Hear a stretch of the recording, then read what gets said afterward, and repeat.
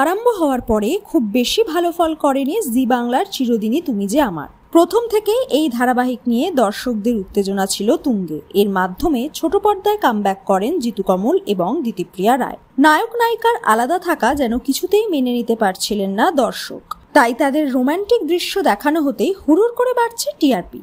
আগের সপ্তাহে প্রথম স্থান দখল করেছিল চিরদিনই তুমি যে আমার, এ সপ্তাহে দ্বিতীয়। তবে কিছুদিন ধরেই ধারাবাহিকে অসুস্থ দেখাচ্ছে দিতিপ্রিয়াকে, তা নিয়ে চিন্তিত তার অনুরাগীরা।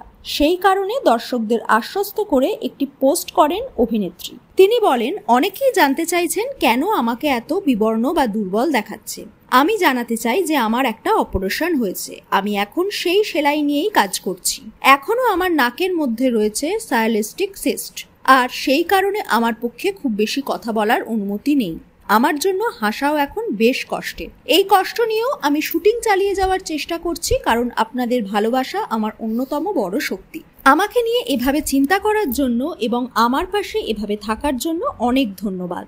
দেখা গেল দিতিপ্রিয়ার এই পোস্ট শেয়ার করে নিলেন সহ অভিনেতা জিতু কমল। কদিন আগে দুজনের মধ্যে কাদা ছোড়াছুড়ি নিয়ে রীতিমতো চিন্তায় পড়েছিলেন চিরদিনই তুমি যে আমারের দর্শকরা। তবে স্পষ্ট যে সব খারাপ লাগা কাটিয়ে তারা আবার বন্ধুত্ব গড়ে তুলেছেন। দিতিপ্রিয়ার পোস্টটি শেয়ার করে জিতু লেখেন, আর দু একদিনের মধ্যেই আমার সহযোদ্ধা সেই শক্তি নিয়ে ফ্লোরে ফিরে আসবে, যা দিয়ে এতদিন আপনাদের মনোরঞ্জন করেছে ও। পাশে থাকবেন ও ভরসা রাখবেন ওর ওপর। এখানেই শেষ নয়, জিতুর পোস্টে পাল্টা মন্তব্য করলেন দিতিপ্রিয়া। লিখলেন, এভাবেই এই সময় পাশে থাকার জন্য অনেক ধন্যবাদ সহযোদ্ধা। We will rock soon.